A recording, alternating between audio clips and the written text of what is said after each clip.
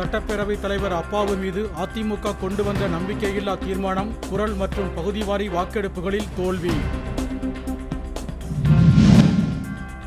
அதிமுக உட்கட்சி குழப்பத்தை மறைக்க நம்பிக்கையில்லா தீர்மானமா? எடப்பாடி பழனிசாமிக்கு முதலமைச்சர் ஸ்டாலின் கேள்வி. டாஸ்மாக் ஊழலை கண்டித்து போராட்டம் நடத்துவதற்கு முன்பே பாஜக தலைவர்கள் கைது செய்யப்பட்டதற்கு பாமக தலைவர் அன்புமணி கண்டனம்.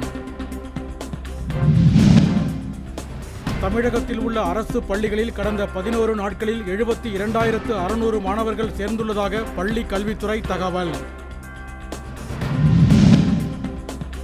பன்னாட்டு விண்வெளி நிலையத்திலிருந்து சுனிதா வில்லியம்ஸ் உள்ளிட்டோர் நாளை மறுநாள் பூமிக்கு திரும்ப உள்ளதாக நாசா அறிவிப்பு.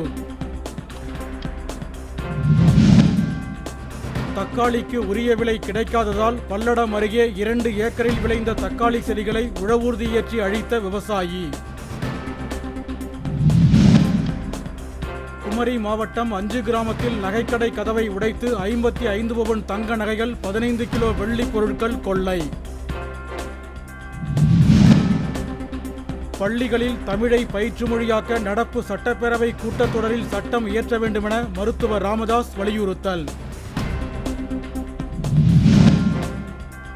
அதிமுகவை உடைக்க நினைப்பவர்களின் மூக்குதான் உடைபடும். செங்கோட்டையன் குறித்த கேள்விக்கு எடப்பாடி பழனிசாமி பதில்.